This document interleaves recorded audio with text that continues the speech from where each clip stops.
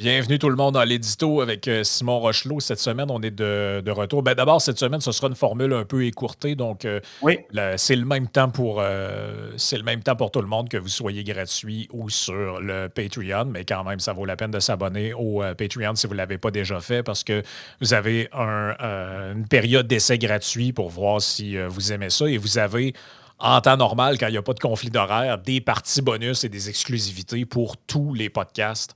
Donc, à partir de 3 pièces par mois, quand même, c'est pas très cher pour avoir accès à l'intégralité des discussions. Donc, en général, ce podcast-là dure à peu près 1 heure. Aujourd'hui, on va être autour d'une demi-heure, comme je dis, pour des raisons mhm. d'horaire. Et ben c'est ça, là. Bon, le gros sujet de l'heure, évidemment, Mark Carney qui a déclenché Ouais, les élections.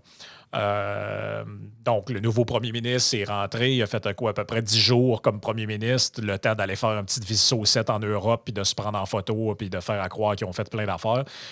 Et là, bon, un des éléments qui est inconnu de cette campagne-là, c'est où se dirigera le vote nationaliste mhm. québécois, souverainiste, appelez-le comme vous voulez. Là. Le vote du Québec, finalement, semble être à prendre, là, parce qu'il se garoche un peu de partout. Il y a quelques mois, on voyait des sondages qui disaient « Oh, les conservateurs sont en montée au Québec ». Là, on voit des sondages après ça, on a vu des sondages qui disaient non, non, le Bloc est en très bonne position pour faire élire une méchante flopée de députés. Et là, le Québec s'est lancé à pieds joints finalement dans les bras de Mark Carney. Donc, vous pouvez tout voir ça là, sur le site web de Canada 338. Là. S'il y avait des élections là et que les prédictions des agrégateurs de sondages sont vraies, Carney ramasse quasiment 40 députés au Québec, ce qui nous ramène au bon jour du début de l'ère Trudeau.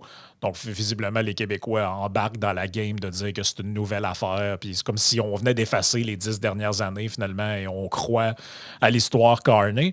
Mais c'est ça. Ce qu'on ne sait pas, c'est comment va se profiler le vote, parce que Simon, peut-être rappeler aux auditeurs, c'est quoi qui est arrivé dans la dernière campagne électorale qui a ressuscité le Bloc québécois. On s'en rappelle, il était arrivé quelque chose d'un peu inattendu suite à une question de la modératrice du débat. Là. Ouais, ouais, ben oui, exact. La modératrice du débat, elle avait posé une question, c'était de mémoire, c'était sur la langue, si je me rappelle bien. Ça l'avait permis La à loi, Yves, la loi 21 et ouais, la la loi loi 21, 96. c'est ça. Et là, ça avait permis à mon Dieu, à Yves François. On a dit, on a de la misère à pas faire le lapsus, hein, C'est maintenant. ça, ouais. Ça avait permis à M. Blanchet, appelons-le comme ça, du Bloc québécois, de mettre ses bobettes bleues, mais ses bobettes bleues du Québec, et de se présenter en Superman à la défense de la nation québécoise. Et là, ça avait fait un mini shit show, tu sais. Puis là, ben, l'électorat du Québec étant hyper volatile, ben là, ça avait vraiment mis le Bloc québécois dans une bonne posture.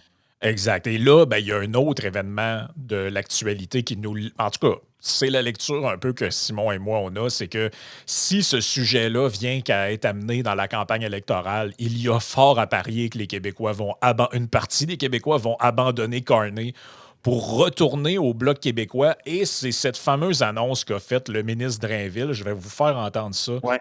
parce que je pense que c'est mieux d'entendre ce que lui a à dire.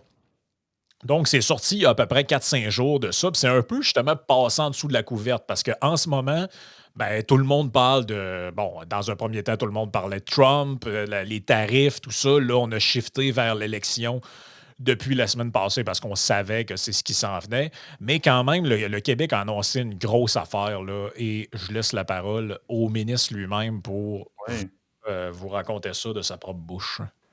Ma responsabilité est de renforcer tout ce que je peux renforcer. Bernard Drainville frappe fort. On tire une ligne rouge, là. Honnêtement, là, sur le visage de découvert, là, c'est pas pour rien qu'on l'applique à toutes les écoles. Le projet de loi du ministre prévoit l'obligation d'avoir le visage découvert chez tous les élèves et le personnel scolaire. Il vise les écoles publiques et privées. Le voile intégral dans nos classes au Québec? Non. Non, pour des raisons pédagogiques, puis pour des raisons de communication, puis oui, pour la question du sentiment de sécurité. Il élargit l'interdiction du port des signes religieux à tous les membres du personnel dans les écoles publiques. Dans ce projet de loi, on dit l'école est séparée des religions, très clairement. La mesure exclut les élèves, une erreur selon le PQ. Pas d'interdiction du port de signes religieux pour les élèves du primaire. Pour tous les élèves qui rentrent dans une école, ce n'est pas le lieu pour qu'il y ait des signes religieux. Des directeurs. Donc là, on est dans on pivote quand même assez fortement sur c'était quoi l'esprit de la loi 21 originellement, qui était de dire sur les personnes en position d'autorité, on interdit le port de signes religieux parce qu'on assume que ça pourrait influencer leur jugement. Ils représentent l'État, ils doivent être neutres. Et maintenant, on passe à ceux qui subissent l'autorité, donc c'est-à-dire les étudiants qui sont à l'école. On dit que ça ne concernera pas les élèves du primaire. Bon, j'imagine qu'ils sont un peu jeunes d'abord, probablement qu'il y en a probablement Oui, pas beaucoup. Là. d'habitude, dans les religions comme l'islam, même dans ses formes les plus fondamentalistes, disons, d'habitude, il n'y a pas de voile ou de signe particulier qui s'applique avant la puberté. Là. Donc, tu sais, les fillettes, par exemple, là, probablement vous n'avez jamais vu ça. En tout cas, moi, j'ai jamais vu ça, une fillette de 5 ans avec un voile, que ce soit un voile intégral ou juste le voile sur les cheveux. Là. Ça doit exister, mais en général, là, ça vient comme plus tard dans l'âge. Et donc, c'est ça. Fait que là, c'est très drôle quand même d'entendre ces arguments. Là, après avoir mis des guenilles d'en face des enfants pendant des années et puis des cornets à café pour la COVID, là, on nous explique que le visage à découvert, c'est vraiment utile pour des raisons pédagogiques. Hein. Donc, c'était pas vrai que ça nuisait aux enfants de porter un masque en permanence et d'avoir leur professeur avec un full face de soudeur et un masque bec de canard d'en face. Ça a l'air que ça dérangeait pas. Là. C'était comme des trucs... sauf si tu parlais de ça, c'est comme du conspirationnisme, penser que ça va nuire aux enfants. Là, mais là, visiblement, si l'enseignante porte un voile, ça va nuire à l'apprentissage des enfants. Ou l'élève porte le voile, c'est ça. L'élève, je ne vois pas trop le rapport, mais en tout cas... Non, puis tu sais, surtout qu'en plus, le masque s'appliquait aux élèves, tu sais, pas mal à tous les élèves, tu sais.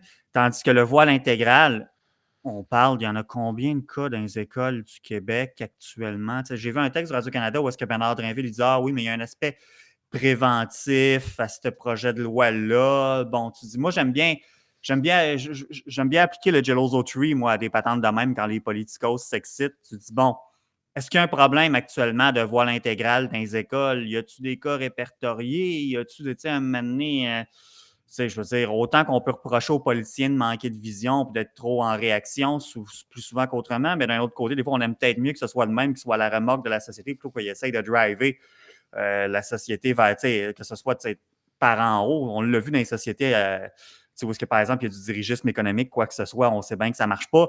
Fait que tu dis au niveau social, je ne suis pas sûr que ça marche bien plus, finalement. Fait que là, c'est ça, tu te dis, mais concrètement, de quoi on parle? Est-ce qu'il y a réellement un problème de voile intégral dans les écoles? Je veux dire, c'est quoi le rapport? Tant qu'à ça, je pourrais bien faire une loi qui interdit on ne voudrait pas que personne amène un tigre en salle de classe, on va faire une loi qui interdit les tigres dans la salle de classe. Ben, OK, mais de quoi qu'on parle, finalement? Oui, puis moi, ce que je trouve un peu... Puis je savais que ça allait aller là. C'était clair que ça allait aller là. Tout ça est la conséquence de quoi? Et la conséquence de ce qu'on a appris avec l'école Bedford et d'autres écoles dans lesquelles il y avait des professeurs qui brainwashaient les enfants ou qui enseignaient selon des préceptes islamiques. Et encore une fois, on n'a pas le courage de nommer un chat un chat. C'est clairement l'islam qui est visé là-dedans parce que c'est le voile dont on parle. On ne parle pas de la croix. On parle pas de la kippa, on parle pas du kirpan, on parle pas du comment on appelle ça, le truc que les Sikhs ont, là, l'espèce de le truc de Jack Metzing. Là, l'espèce de turban. Ça a un nom pour ça, mais bref, vous savez de quoi qu'on parle, le truc que Jack Metzing a sur la tête. On parle pas de ça, on parle strictement, on parle du voile. C'est ça qui est dans le discours. Donc, clairement, le voile vise l'islam. Par contre, moi, ce que je disais depuis le début, puis je pense que tu es un peu d'accord avec ça, c'est que regardez ce qui s'est passé avec l'école Bedford. Moi, je l'avais lu le rapport au complet, puis on en a parlé même, je pense, dans toi puis moi, dans l'édito. C'est des hommes qui étaient au centre de cette controverse-là. Les hommes ne portent pas de voile. Ils n'ont pas de signe religieux dans l'islam. Fait que qu'est-ce que ça va changer?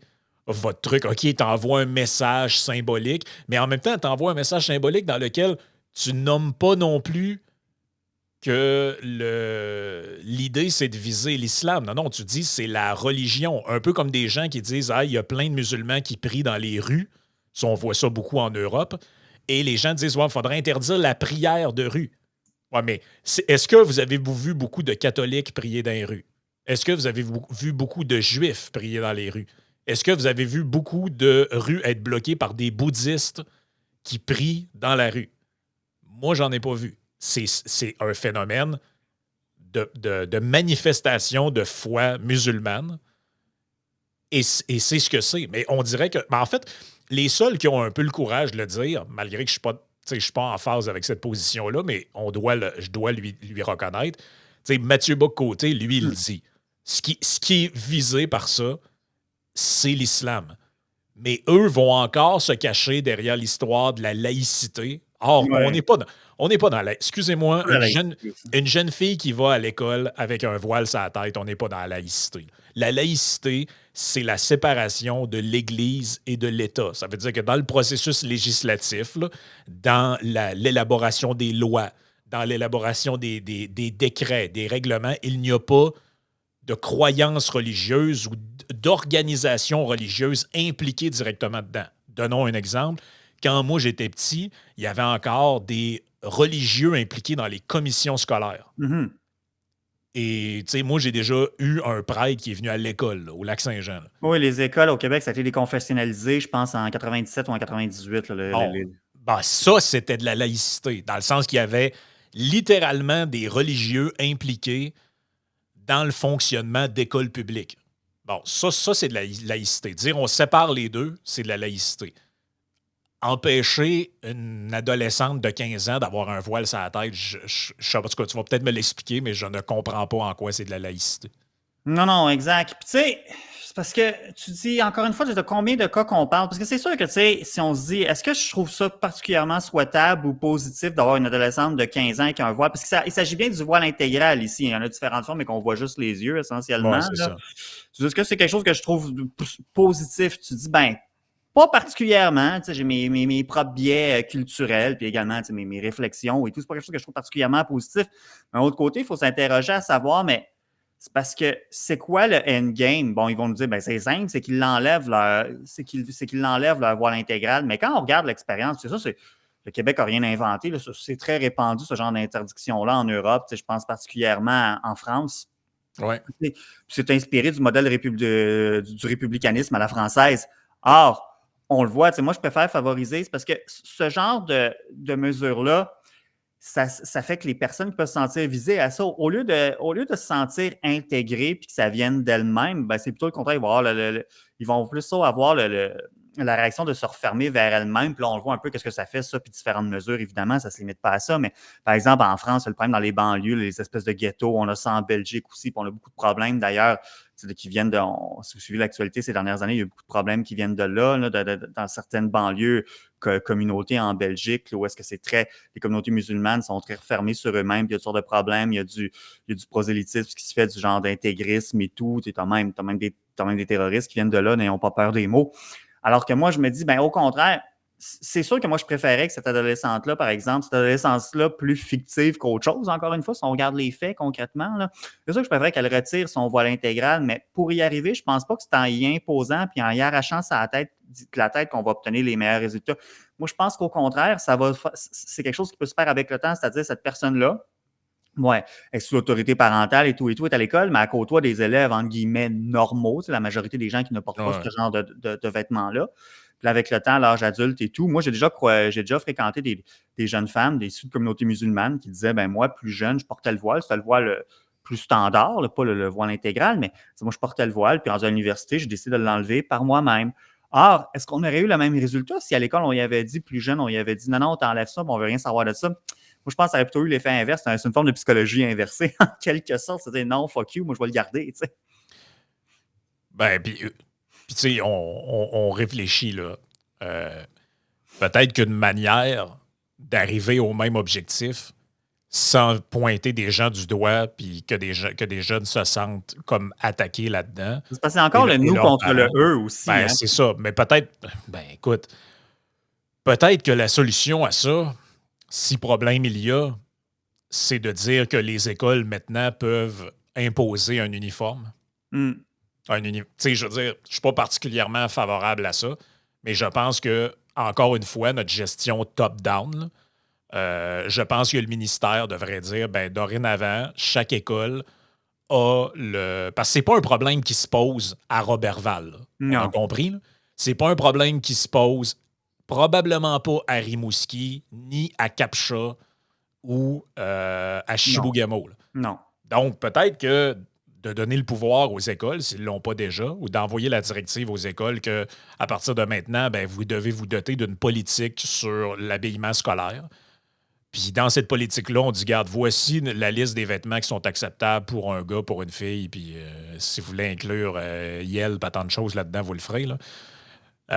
Et ça implique, bon, que les gens doivent avoir le visage visible, donc pas de cagoule, pas de casque de militaire sur la tête, puis tout, là. Regarde, tu dois porter ça, comme ça se faisait avant dans les classes du Québec. Je vous le dis, je ne suis pas particulièrement favorable à ça, mais à mon avis, plutôt que d'essayer de se cacher en arrière de la laïcité, ça permettrait d'avoir des classes neutres dans lesquelles on ne sait pas si les gens sont riches ou pauvres, dans lesquelles on ne sait pas si les gens sont juifs, musulmans, chrétiens, bouddhistes, whatever.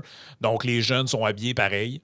Puis, on demande la même chose au corps enseignant, là, c'est-à-dire que quand tu viens travailler à l'école, bon, on demande à ce que le professeur, bon, il y a un pantalon puis une chemise, puis la professeure, elle aille ça, puis c'est comme ça que ça marche dans l'école. Tu sais, je veux dire, il y a plein de... S'il y avait une demande des écoles ou des centres de services scolaires, peu importe, vous dites, mais monsieur le ministre, ça nous prend absolument cette législation-là. Pas vu grand-chose là-dessus, là. Ben non, c'est ça. Mais là, au lieu de faire quelque chose comme ça, on fait comme une espèce de mesure qui dit pas son nom, mais qui cible quand même. Et là, tu sais, clairement, ça va jouer dans la Charte des droits et libertés, la liberté de culte, tout ça qui est garanti par la Charte canadienne, par la Constitution canadienne. Plancher des accommodements raisonnables et tout et tout. Bon, c'est ça. Et là, comment tu fais pour juste. Parce que là, l'élève, là, il n'est pas il représente pas l'État, là.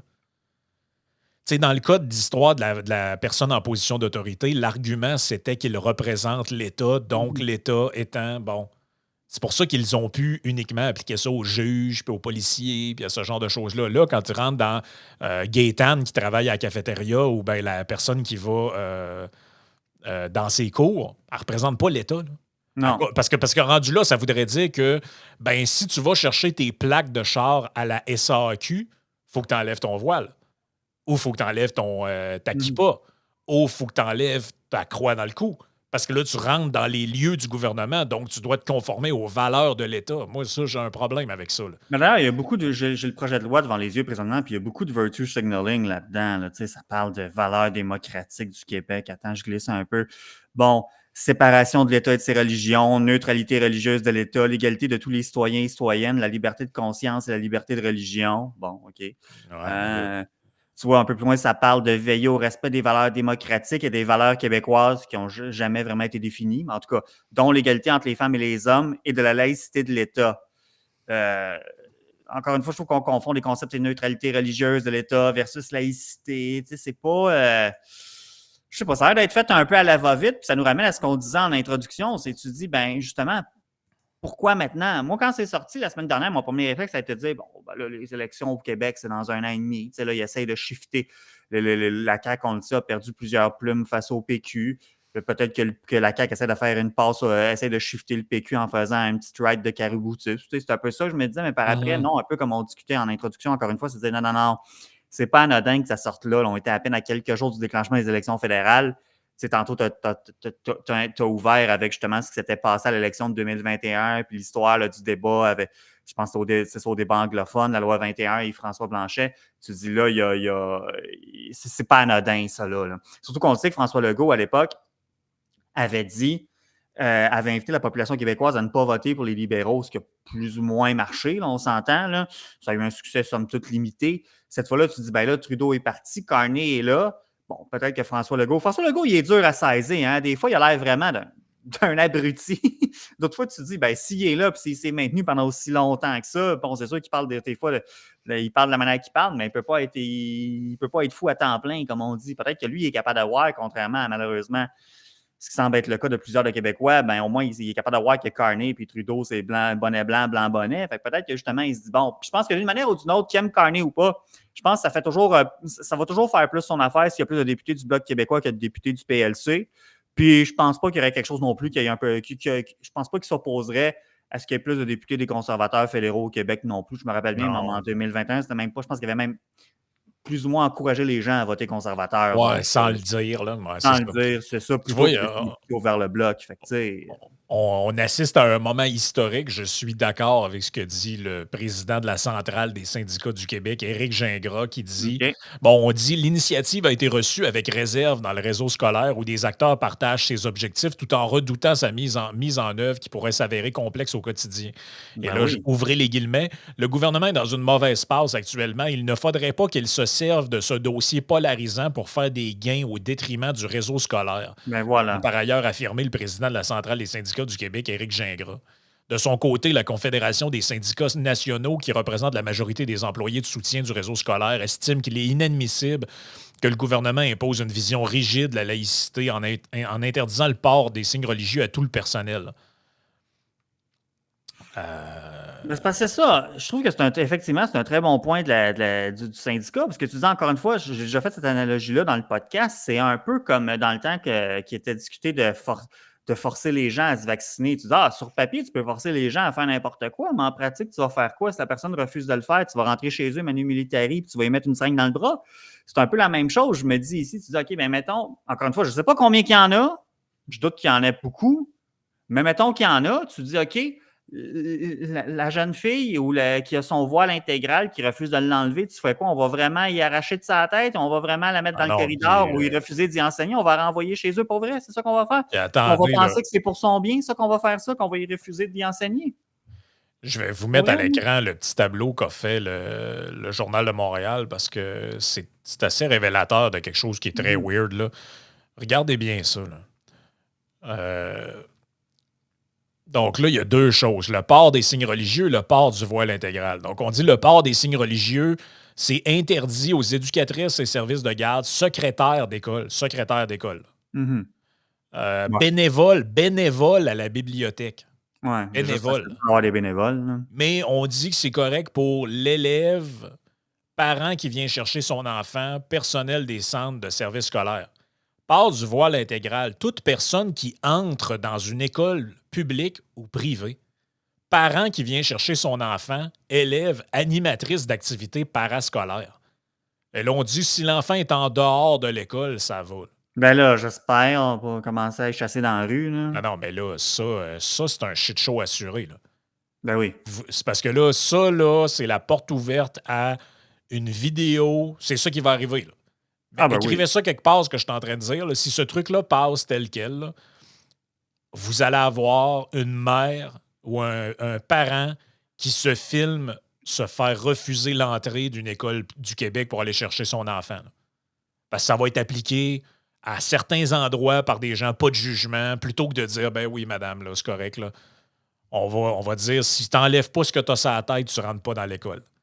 Et honnêtement, le but de ça, je ne vois pas c'est quoi. Ouais, puis je ne vois pas c'est quoi. Je comprends le principe de la laïcité. On l'a dit, là. Personne n'est contre ça, là, la laïcité de l'État. Là. Mais là, on confond. En fait, c'est ça quoi ça me fait penser? Ça me fait penser à l'affaire de...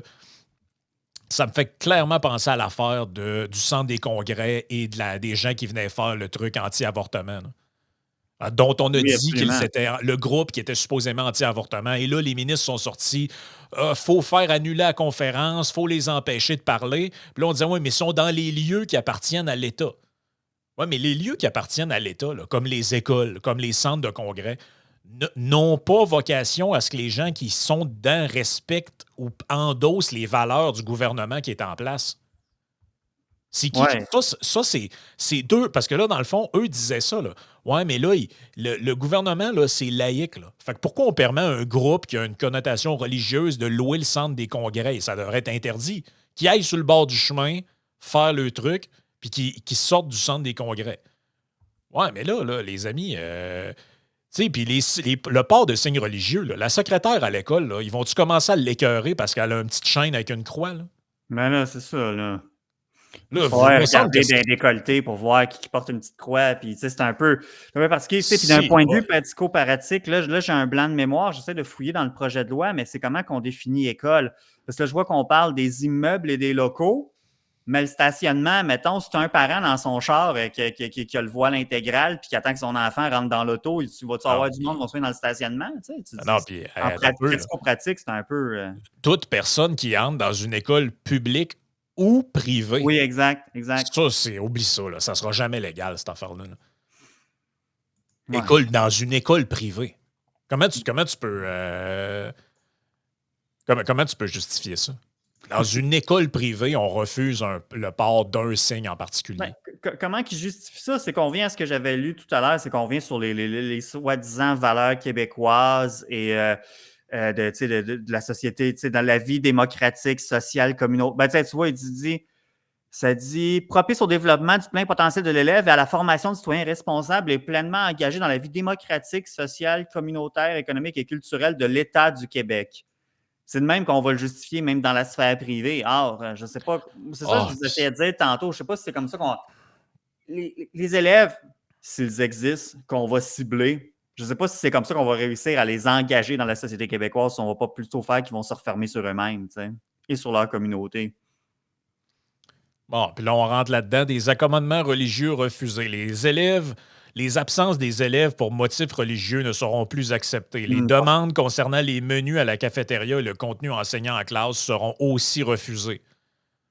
Ça veut dire que tu es dans une école, mettons, où 75% des. Parce que c'est ça, là, dans certains coins de Montréal maintenant. Là, ça risque d'être tough à faire passer en cours, pour vrai. Je dis ça sous toute réserve, là, mais. Là, on sont en train de dire, dans le fond, que si des gens, mettons que tu es dans un coin de Montréal qui est très fréquenté par la communauté juive, là, ils n'ont plus le droit d'avoir de la bouffe cachère à la cafétéria. C'est ça, je comprends. Du jambon pour tout le monde. Du jambon pour tout le monde. Tu sais, encore une fois, moi, ça s'inscrit clairement en porte-à-faux avec ce que le fait le fédéral, d'où le lien avec l'élection. Au fédéral, tu as le droit d'avoir ton congé, par exemple, si tu t'identifies comme autochtone pour aller à la chasse. Tu as toutes sortes de congés qui existent, que les fonctionnaires fédéraux peuvent prendre aussi. Ça s'inscrit.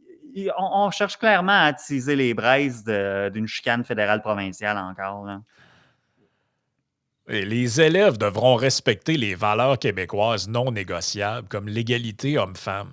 Ça veut dire quoi? C'est un élève qui pense que. Un élève qui pense que sa mère, c'est correct qu'elle reste à la maison, il va se faire suspendre de l'école. C'est quoi cette affaire-là? Exempt de racisme et d'homophobie, a affirmé le ministre. OK. Mais, ça va être inscrit dans le code de vie de toutes les écoles.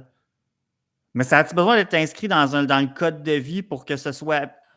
Ça peut pas juste être une valeur intrinsèque de la société, puis tu as vraiment besoin de d'avoir quelqu'un dans le qui fait OK, ça c'est le code de vie, on met ça dans le code. Je trouve que c'est du gossage. C'est parce qu'encore une fois, on passe à côté de tu sais, regardez dont je viens de vous parler. Là.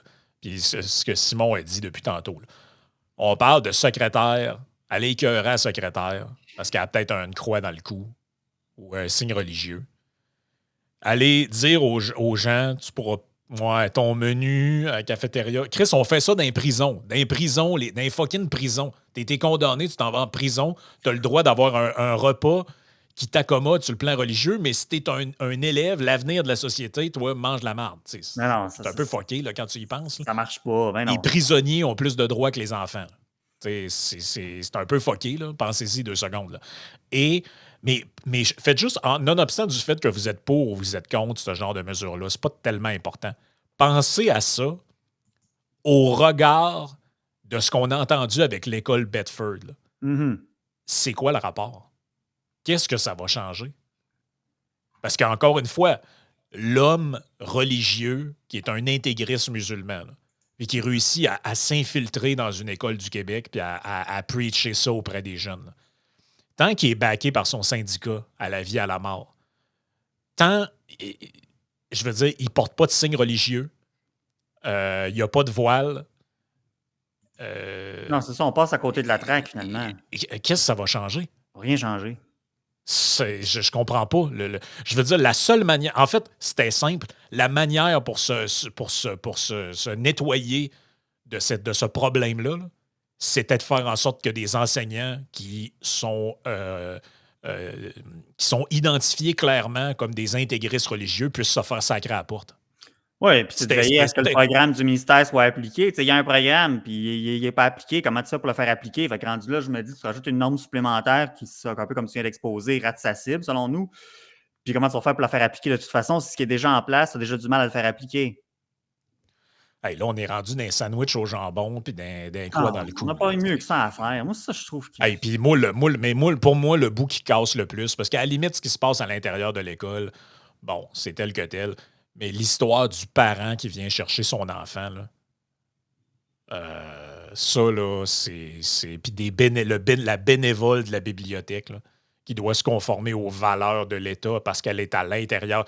C'est quoi, dans le fond, là, les bâtiments québécois, c'est devenu des lieux de culte inversés, là. Tu dois faire profession de foi d'athéisme Des quand lieux tu rentres d'athéisme, là-dedans. c'est ça. C'est ça l'affaire, c'est que c'est plus de la laïcité, c'est de l'athéisme. Si, quand tu rentres dans un lieu qui appartient au gouvernement, tu dois tout enlever sur toi qui pourrait faire référence à une religion. Puis tu sais, dans le fond, c'est quoi une religion? Si t'as le drapeau LGBT sur ton chandail, c'est une religion, ça? Si tu crois, si tu es vegan, là, puis tu penses que les petits animaux, là, ils ont la même valeur morale qu'un être humain, puis que tuer des animaux, c'est un crime au même titre qu'un humain, puis que ça devrait être puni, puis tout ça, est-ce que c'est une religion? Moi, je pense que c'est une religion. Jusqu'à une certaine limite, ça devient une religion.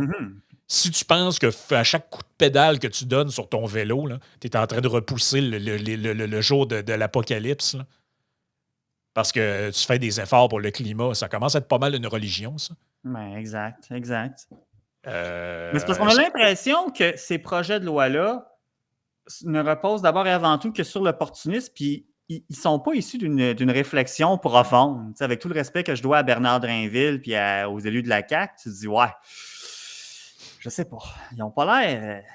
Mais bon, ça n'a pas l'air d'être de grands philosophes ou de grands penseurs. Ça a l'air d'être fait à la va-vite. ouais, ça a l'air d'être fait sur une napkin plus que d'autres choses, Ben cette oui, affaire-là. ben oui.